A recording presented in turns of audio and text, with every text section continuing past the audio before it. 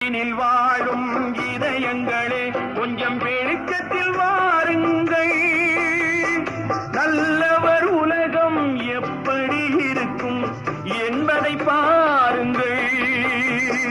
எத்தனை காலம் மனிதன் வாழ்ந்தான் என்பது கேள்வி இல்லை.